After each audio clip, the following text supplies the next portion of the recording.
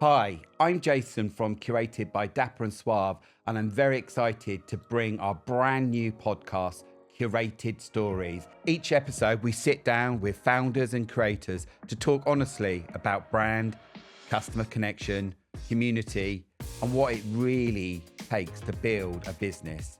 This is where we go inside the stories, culture, and community behind pop-up retail.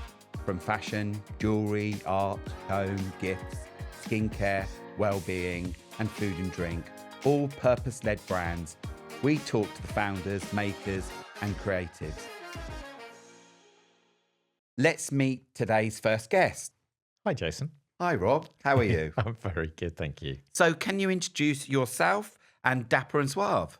I can, yes. So my name's Rob, and Dapper Suave is a business that we founded together over 10 years ago now. It's been an interesting journey, I think you would probably agree. Over 10 years ago, we had the idea to start finding a product that we could wear and the style that we were evolving into as we were starting to blend vintage with high street. And alongside that, we were trying to find products that met the kind of look that we love to wear. So we invented our own product range, which I've got a bit more of out on the table to show to people watching and listening to this podcast. Fantastic. Do you want to just show that now? That might be... So let me talk you through the journey, and I think we'll probably touch on how this feels when we meet the customers and talk this through with them. So where we started was particularly a trend at that time was starting to get some kind of slightly tacky, free, cheap little giveaway lapel badges. And what we started doing was working with these little things which love telling the story of. So this is known as a Poirot vase. So the little detail, which you probably won't be able to see without a very strong zoom in on camera. But these are known as a Poirot vase, designed to be worn in the 1920s with a very small flower and a drop of water for the day. And the idea is they're quite a universal, really nice keepsakes, are great for a wedding. I always joke with customers about put your wedding anniversary on the back. Great for whichever member of the couple's going to wear them again in the future. So we do a version here, which I've got with the pheasant feathers, and we've also then got with the peacock feathers, and we do these in a gold, a silver, and a copper. And they can be worn on a lapel, or they're great with a trilby or a big, nice winter coat. So really great starting point for our business. We were finding that at that time it was kind of that Mumford and Sons look and very much barn weddings, and that really sat with our vibe. So that was really our starting point. Where we moved on to next was, if you both remember, we were both in the middle of Lidl and they were selling sewing machines. So the next thing that really came into us for us was starting to move into fabrics, and that's been quite an interesting journey from a make point of view, because feathers in themselves are almost like a floristry experiment of seeing where the memory from the feather is and how it sits together. Whereas fabric and learning more about the fabric types has been a fascinating journey. So what we started to move into next was our pocket squares, which you can see I'm modeling here. We've done a variety of designs. I think the journey that we've been on is trying to find, I constantly talk to customers about these being a bit of a conversation starter. This one has got the Hakkasai Great Wave. This is a Moth Moon design. And across the table, you'll see just a selection of some of the designs. What was great was this, again, was something that we'd self-taught. This was a YouTube video and a learning how to use that sewing machine. So the pocket squares are a great fundamental point. And what I've tried to do today is just that Dapper Suave, in its sort of interpretation of the name, could be quite an over-the-top, very dressed peacock style of character. And I'll touch on as we carry on talking about the customer experience and who we tend to dress. But with this look, it's just a very simple. This is a casual drink with friends. This could be a day in the office, depending on your work environment. So that was a nice next step for us. And just while you're there, what one is that called? This one is called our Moth Moon design. What's been interesting is the journey about finding our fabrics. So we've been on a journey along the way. We've worked a lot with stock fabrics that we found from UK suppliers. What we've tried to do is make a point of difference and finding products that are just slightly different, that get people noticed, get a conversation started. So what's lovely is a lot of the designs you'll see on the table here happen to be from an online store that we use called Spoonflower.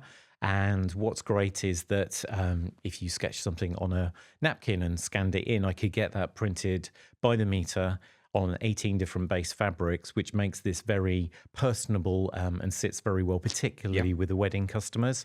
So what's lovely is each of these designs actually has a relationship with that designer, and we can then also make sure that we are a slightly slower fashion brand so that the product we got isn't making a load of product. And I'll talk a little bit as I finish off talking about the range, about what we do with our offcuts. So the next things that we then started to work on, again, with good old YouTube and battling with how do I even make that? We started to work with making more of a three-dimensional bow ties. Again, were quite on trend and continue to be on trend, but where this has got a lovely three-dimensional shape onto it, what you can see from the design compared to the original pocket square is that we've worked with the designer to scale this down so that you get enough of the print. We then moved on to doing a self-tie bow tie, and what's been quite interesting on this is the skill to then make, this involves bagging out, so basically making this product inside out, turning it around, working out the logic of getting all of your clasps on here so that it's an adjustable design. And this is great. If you want to be a cheat, you can wear that during the wedding day and wear that in the evening to do your James Bond moment. Exactly. We all love that James Bond look at a wedding. Absolutely. Very often, that's kind of my look, kind of evening time, the James Bond tie there. Yeah. So the last couple of pieces I'd brought along to show today were a cravat, which this was a more recent introduction. Again, as I was mentioning, sort of this look of trying to be that more casual end or your own personal style. What we've got is a traditional cravat will tend to be this duplicated. Sure. And found a design online that really caught my eye. So the difference is, I'm sure you can see through there, Jason. Yep, I can see. Is the little loop that works through, that holds our branding. And if I show you this without knocking my microphone, the idea is that this literally loops through and very simply goes around the neck and then folds over. Not great with the t-shirt, but if I fold my shirt up, you can see it gives you a really nice, simple structure. One of the things I'll just mention is that the fabric that we use is a cotton poplin design, which if you have a little feel of that I know as well. you know. Especially with, we know as well from feedback from silk ones, they keep sliding. So what I love about when I do wear a cravat, it stays instead of you're constantly pulling it back up. And it's great when we get our reviews. We tend to sell, as you know, through our Etsy shop as well as through our curated markets. It's lovely when I think we had a review just before Christmas saying somebody had it for a Christmas gift and he'd worn it 3 times between Christmas and New Year. He was so attached to it. So that's been a really good seller for us, and particularly the unisex element of it. Yeah. We had a funny story, if you remember me telling you that a couple, husband and wife, bought each other the same cravat to wear for Christmas. Explained to the daughter who was with them, but they bought it anyway. So the final piece that we added into the range more recently was then our neckties. And we hear a lot when we meet customers that neckties don't tend to be an everyday occurrence as they once were. I think depending on which fashion press you read, they're kind of coming back. Definitely. But we tend to get told it's kind of weddings, funerals and proms. But what we try to do is, again, make sure that we've chosen some of our prints which sit really nicely. So imagine my white shirt here. You've got a nice matching set going on. But what we do is lots of the lovely contrast detail. You've got the stitch, and we've tried to find a very simple design, which is based actually on our wedding tie size, isn't it? Yeah. Which we knew was quite commercial. So that is then the final piece of our range. What we finish off with then is, you can see on the table here, we've got the packaging that we use. Yep. So we're very giftable, but we also want to make sure that this product is transportable when you're taking it to event. This, if you remember, came out of a fantastic guy called Sergio, who we actually have a collection of vintage bow ties that we sell, which we kind of found along our journey. And he wanted something to travel with. And because of him, we now have these very simple boxes. Alongside that, you will then also we do a little handy card, which shows you the way to tie a simple bow tie, and on the reverse, our cravat. And with every purchase, we get our 2-sided coaster, which kind of marries the way our brands work together. So in this one, we got one of our most recent photo shoots, which we've seen where these end up around the world, which is fascinating. Yeah, Beirut. Was it Beirut? We've had all sorts of places. So, and then on the reverse, we've then got the curated. So That on the table and a little bit of a story about the designs and how they got there is what Dapper and Suave is about. I think the crux of all of it is our tagline, which is do well, live well, and dress really well. Perfect. It's really, yeah, it's great to see you explain it all and, the journey that we've been on. And it's really lovely when, you can walk into an event and you've got a pocket square and it might have a butterfly or something on that just gives you the personality. And that's what Dapper and Suave, it's about uniqueness. It's about personality. Absolutely. The plain colours, we don't do go plain there. colours. Yeah. It's our only rule. Yeah, we kind of know who our customer is. Yeah.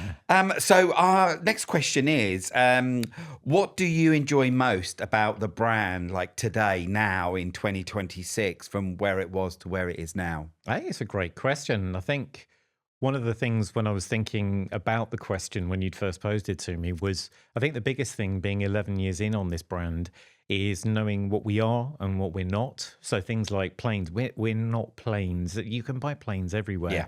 What we are is a brand that there are probably a couple of different types of customer we've got. I'll often talk to customers about this kind of sliding scale. So Yeah, we've sure. got this, I'm probably more the understated. There's just a touch of something that you feel comfortable with. It's enough in a work environment. There's probably then, as I was showing you with more of the full set, you would probably do maybe the bow tie and pocket square, the tie and pocket square. You are getting that Dapper and Suave. There's probably then that full-on peacocking, as I know we like to use the phrase, Sure, where you're potentially wearing a bow tie and a pocket square and the lapel feather, and you're possibly more of that flamboyant character, or maybe it's your wedding day and you want to really stand out from your groomsmen, groomswomen, however you want to dress. So I think knowing what we stand for and being quite contained in what we sell, Yeah. but very open to listening. And that's what I really love about those interactions that we do have as a brand now. Perfect. One of the things that's really important to me with a lot of businesses is about sustainability, and we talked earlier about slow fashion, and I think just kind of like with regards to the products that Dapper and Suave have, we like to say that they're genderless, they're for everyone. So, kind of if you have a small child, what would what would their interaction of Dapper and Suave be? Well, we've got that lovely story where, and thank you for pointing that one, is the cravats that we started introducing. We've got a lovely design from one of our spoonflower designers who did a fantastic little dinosaur origami design, which is, if you have a look on our website, you can bring it to life in your head. And we had introduced that into the range, and we were approached by a customer that their 8-year-old son was attending their second marriage, and he was desperate to have a size of cravat for a small child. Yep. All we needed was to kind of know a little bit about his proportions, as in kind of height and size. And it just meant that we were able to minutely scale down so that he looked fantastic for the wedding day. Interestingly, we then put the rest of the range on the site, and I think we sold the next pocket square to somewhere in Israel. And since then, that design has gone to be 10 neckties and a bow tie for the dog. So it's been lovely about finding a younger customer and saying, yeah, of course we can do that for you. I think we had a customer last year at our event at Scion, and he was probably 10-year-old. He was wearing a fantastic little tartan shirt. Yeah. And he loved our green velvet bow tie. And we're like, oh, try it on. Didn't need any resizing. Just absolutely suited him, and he loved the look. Yeah. The other thing we've got is then, as I was mentioning when you were asking me earlier, is what do we do next? And what we will do as well is using the fabric to make scrunchies, which is lovely. We've had a bride who was kind of like, when we're going away, my husband's worn this, could I get a scrunchie in that? Of course. Yeah. So it's using those. Depending on your style, we are a genderless brand. It's naturally got a more masculine end to it. It depends on your personal style. Yeah. And also it's when we're at events and you've got the small kids, they've got their pocket money, and they can have a little scrunchie, and we know as well. And what's really great with that is that when we're ordering, like say, the material, we're not wasting, which I think is a really, really nice thing as well. Yeah. So And it's lovely just to chip in. It's things like the feathers. For some reason, small children are obsessed by the feathers. They just love the look and feel. I had a reluctant dad, and he was kind of like, oh, if you really want it, kid put it straight on. He was still wearing it going round. So it's always fun. Exactly. Kind of for everyone. So Next question. What does style and confidence mean to you personally?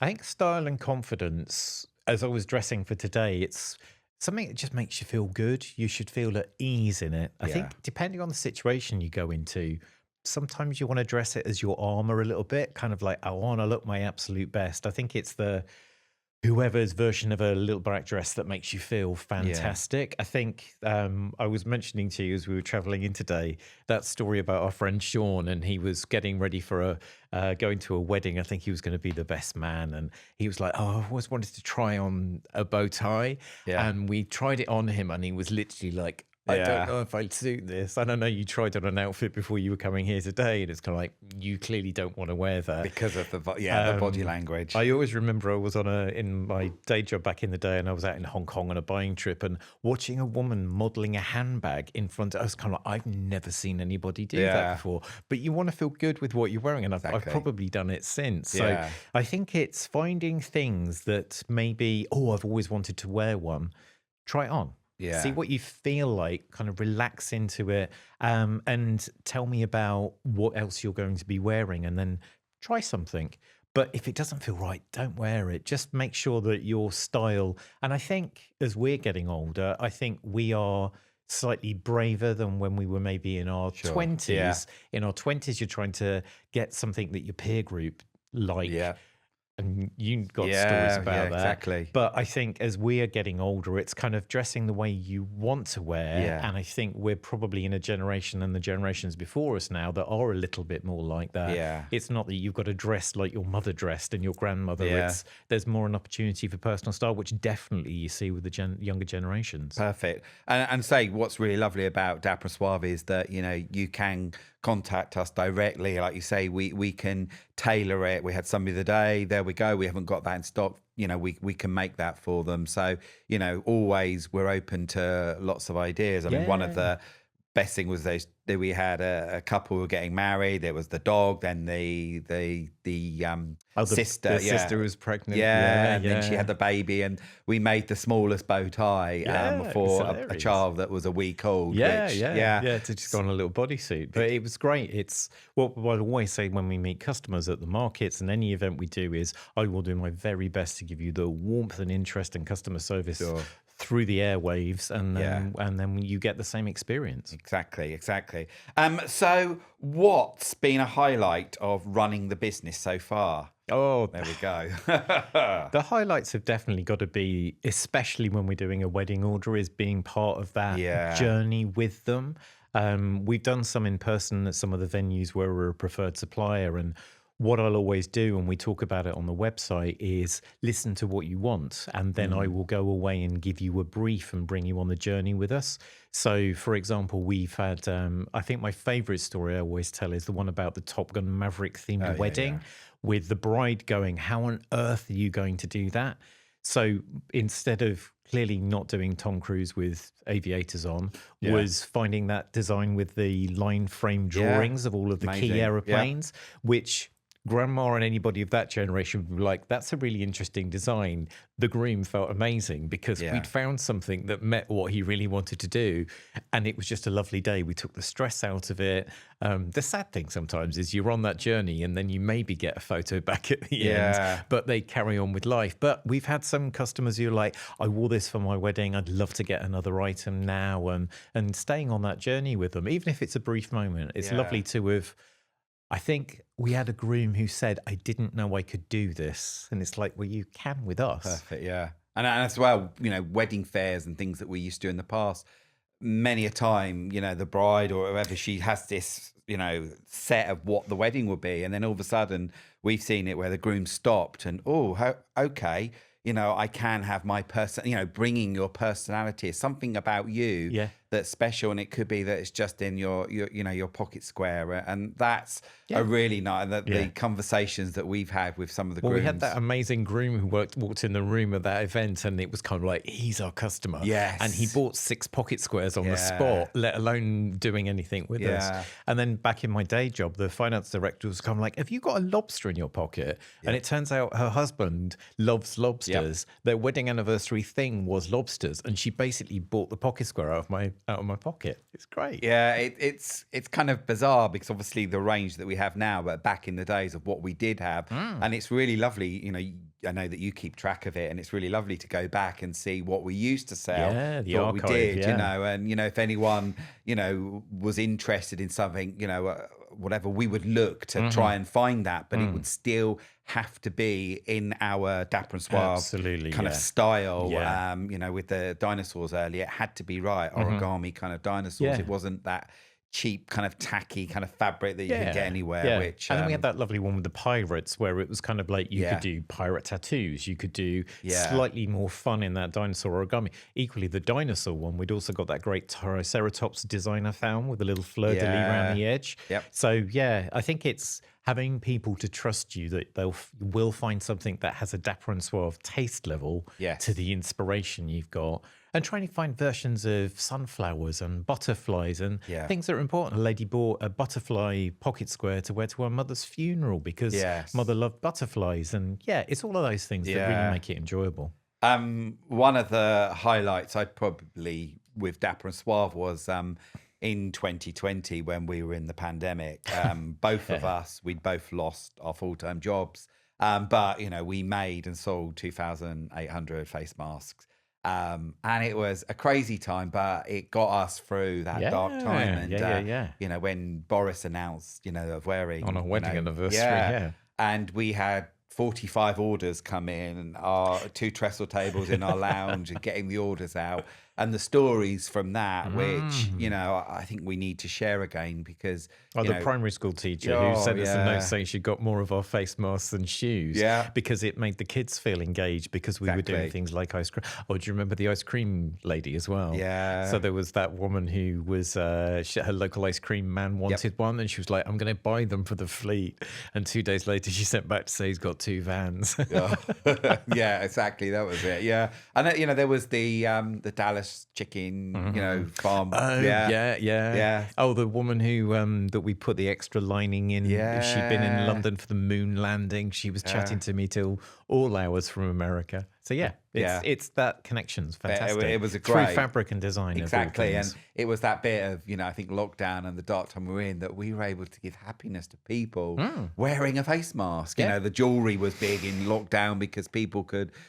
So that was it. That was one of the highlights, along with the amazing photo shoots and things that we've done. So, what do you enjoy most about selling your products face to face? The best thing is the combination of the storytelling. I'm sure you can hear in the way I describe this, and you kind of lead me to it because you're hosting and I'm kind of semi-hosting, but also selling. But it's that small, I think I've tailored over time. We've expanded and shrunk our product range. We expanded into more lifestyle products. We did the skincare, we did the candles. We invented the animal characters. We've got those children's books out there, the whole thing. And it just made my storytelling hard. I'd lost somebody in the first half an hour of trying to explain it, funnily enough. So now I just simply say, we sell a range of suit accessories. I think what I'm very proud of at the moment is the time that we took to invest in the new shop fit. So we now have that wire mesh grid wall. And at one of the events last year, I had somebody in a wheelchair who drove all the way up. Drove, is that the right word? But drove up to it and was able to shop from it, step up from their store, and also spent with us. And it's, again, making it very easily accessible. So I think it's that combination of we sell suit accessories, pause, listen. And if they are then engaged and finding out more, but very much listening and learning and finding out that dragonflies is something people are looking for. Great, I'll put that into the range. That's a lovely addition. Thank you. So that's the highlight. I think I enjoy the element of being a showman, but also once you've got that first sale, because you still feel nervous about it, that do people love you? Have I got the right product here today? Is then just getting into the swing of it and just thoroughly enjoying it. And we know as well that, I've seen it as Dapper and Suave that, are finding our customer. We will have those people who are very vocal about, he won't wear it. He won't wear it. Fine, that's fine, but also it's then when we do find those customers. One thing that obviously when we sell on Etsy is I know that we give 100% customer service that we do on whatever. So that puts me to the next question. How do you approach customer service at pop-ups? So I think the main thing is giving people space to breathe. I Yeah. think depending on the venue we're in, where Scion tends to at the moment be longer days rather than Yeah. just a 1 day pop up, is allowing people to browse. It's almost like I always like the analogy. We found it when we were doing our events through lockdown and we had the one-way systems Oh, and yeah. spacing. It was trying to give people the feel of being in a garden center. You Yeah. browse around and you amble, and then Sure. eventually you get the stuff that you want to come in Yeah. for. You're actually coming for an experience, not a going to the supermarket. I need it. X, Y, and Z and out. So I think the enjoyment of those pop-ups is that giving them room to breathe. You could be very surprised that they come back and go, I want that, that, that, and that. Or we've been looking and actually we've got a wedding and it's blah, blah, blah. And you come into a different conversation. Yeah. So I'm always open to, you want to buy something in bulk. I've got a shop. Could we stock you? Just being open and listening. I think being a physical face as opposed to being an electronic shop window, you'll still get it, but you've got it more immediately. Yeah, definitely. And, more about the pop-ups. The pop-ups are about, about the people, and people buy from people, and, and the stories they'll tell you, and that connection with something that this might remind them of a holiday. This reminds them of something. There's that connection. So what would you say makes a brand memorable in a pop-up environment? I think there's a couple of things. I think one of them is about consistency. Yeah. So does your packaging match? So if you've had a rebrand, does everything match? So for example, at the moment, you know that we are working through more of a craft packaging version of the smaller pillow box we've got here. And we only send that out with our single pocket squares and the lapel feathers. What we've moved into, because it was out of stock, was the black, and we both agreed we absolutely love it. Yeah, but you don't sure. get a mix match between the two. No.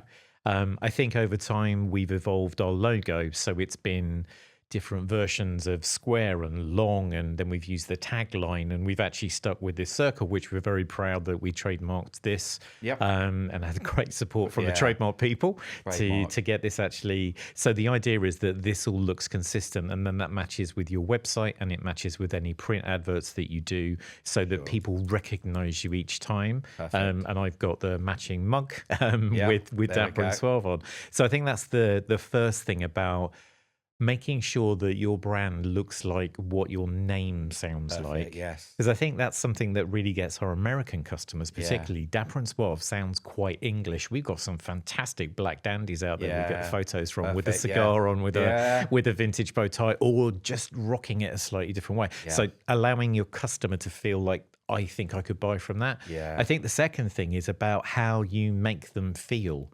So so if I get that customer that goes, he won't wear it, it's kind of like, that's absolutely fine. Often I'll get well, I'm retired, I used to wear them all the time, and you don't take offense at it. You can't please everybody all of the time. Whereas I might then get the lady going, actually, I'd love to wear one of those on my winter coat, and I just calm and stay focused, or I'll just grab a couple of the scrunchies, they're only £5, that'll do for the granddaughter. So you sell something to them, but they go away feeling like, oh, what a nice bloke, which I know is not the be all and end all, but I am a bit of a people pleaser. It's just nice that they enjoy the experience. Life's too short these days. Make a happy space. It's kind of, if they've not deeply offended you, just move it forward.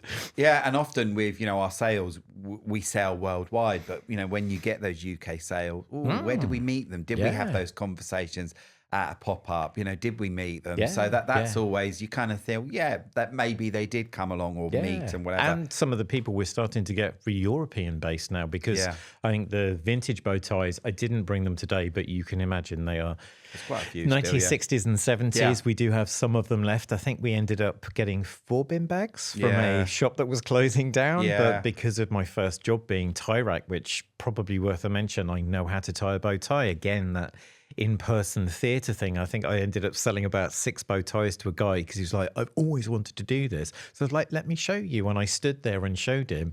That gets you a crowd because people are like, what are you doing? So it's all of those things. But I think what's been interesting is now getting that European clientele. We've got somebody who works at a Ministry of Culture in France somewhere who keeps buying our cravats, which is lovely to get those repeat customers. So, which is really great.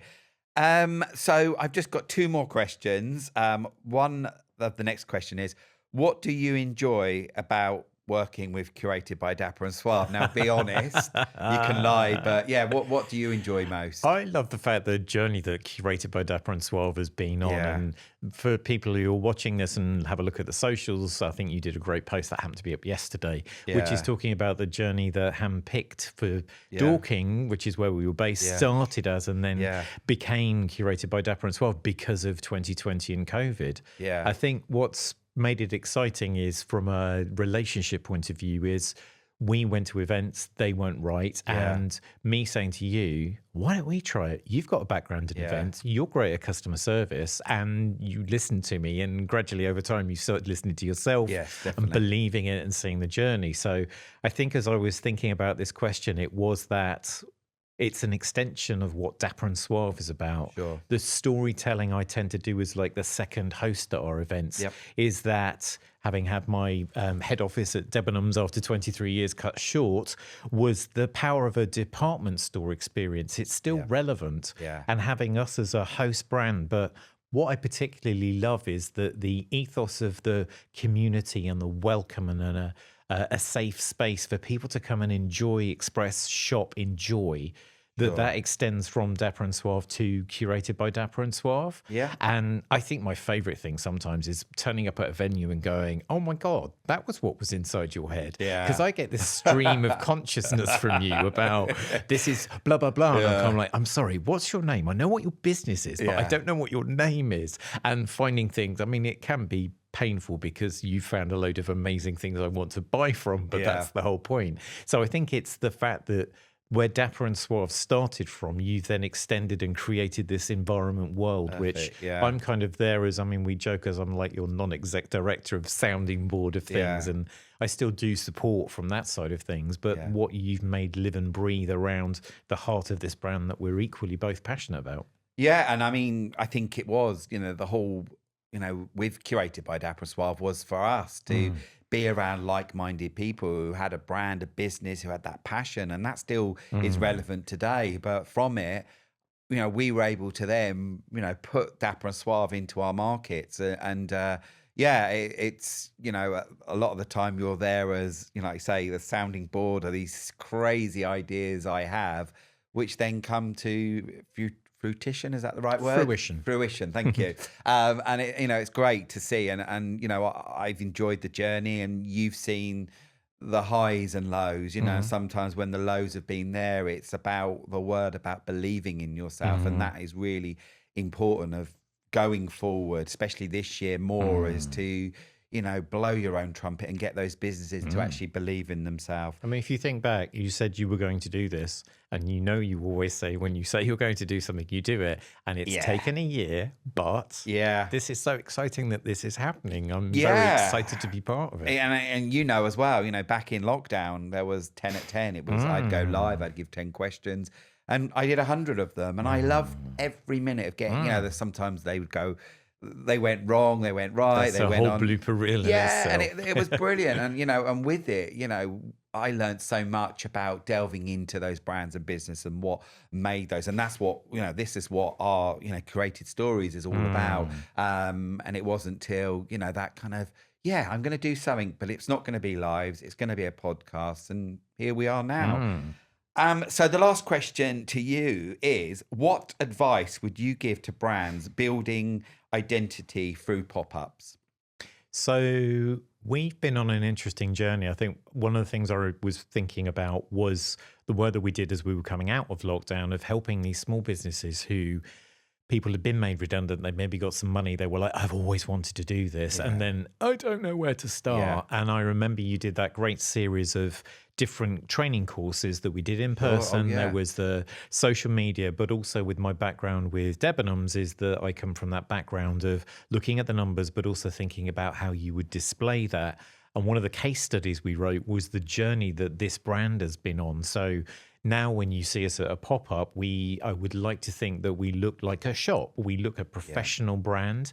And yet we started in as professional a way as we could with baking sheets attached to IKEA trays, selling some of our little lapel feathers because it's what we had. What interestingly came first was that brand logo, which was, I mean, I've deliberately worn my glasses today, but this is kind of a, if you remember that logo, you remember it was one of us. And just seeing a way that that then fits for you. I think sometimes we've seen people that we've met on the curated journey that have maybe tweaked their brand name. And sometimes it's been fantastic. And sometimes it's been like, I don't know where you've gone with that. You've gone and asked somebody for advice, but you've maybe not listened to your core. And I'm sure it's going to come up with other podcasts is some of the help that things like ChatGPT and other AI tools of using a bit of an independent sounding board and helping you to do wider research, even as a small single business. So I think it's, think about who you are, but also do some of the very simple tools that came from my day job, but I know you've picked up on, is things like a SWOT analysis. What are your strengths? What are your weaknesses? What are the opportunities out there and what are the threats? So the threats for us could be our prices are too high or somebody's got exactly the same designs. The opportunities could be, what else could I get into the range that makes this more casual? I know we've been talking about maybe a neckerchief, but can I get it in on price? What are our strengths? I think that's things about us and our choice of design and the customer service we give. And maybe what our weaknesses are, that it's kind of like, it's me, and how we manage that. But I think balancing that with slow fashion, just think about what are those 4 things that really help you. I think also thinking about and being confident about the pricing of your goods. That's one of the things that, you know, we've done is using some of the tools out there. We happen to use a thing called eRank, which allows you to track other Etsy shops. So there's a couple of competitors who I won't name on here who do similar things, but are very different in what they do. And it's great that at the moment, at this time of year, it's looking at the sales and kind of going, that's good, but what's it like compared to somebody else? So the point being, it's your chapter and my chapter are different. They're different brands. But if I can reflect on, oh, it's a bit quieter for you this week. Great. It's August time. Everybody's on holiday. Fantastic. Or it's wedding season. Hang on.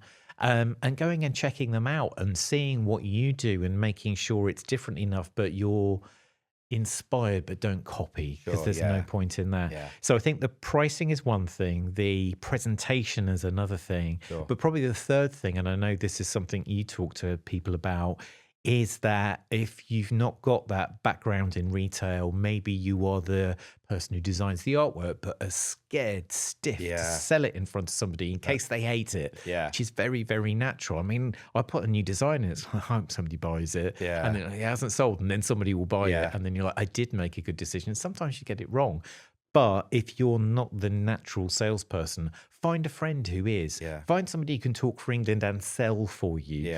Don't bring along somebody who's just going to sit there not giving the best customer service, which I'm sure you'll touch on with some of the other people you talk to on this. But find the best way to sell it. Sell it in a way that's presentable and meets your brand, and keep your eyes open to price and competition so that you stay relevant and keep the business evolving, because this isn't the brand we started with. It's got its same foundation, but what we built on top of it on fairly steady ground, but open to learning. And one of the words I liked there was taking those risks. You know, if you jump, you fall, just go for it and learn from it. But what if you fly? What if you fly? Exactly. So how can people find out more about Dapper and Suave? What would be the best way for... So the best thing is to go to the website, www.dapperandsuave.uk. What's always interesting with the way our two businesses work together, they're kind of brother, sister brands. And you'll find as you land on that site some fantastic imagery from some of our more recent photo shoots, and the choice to either shop accessories or find out about upcoming events where you will find us. Perfect. From there, you'll also find some of the editorial work that we've done, and most importantly, a link to our Etsy shop, which we use to drive our sales. Perfect. And Instagram as well? Absolutely. All socials linked there. You'll be finding this video on YouTube once they've been uploaded. So all of the links are there. You can just find slightly different variations between Dapper and Suave and Curated by Dapper and Suave. Perfect. Well, thank you so much for joining me today. Absolute pleasure. It's been really great. Thank you. Thanks for listening to Pop-Up Stories Curated by Dapper and Suave. If you enjoyed the episode, follow the podcast, leave a review and share it with someone building a brand. And find us on Instagram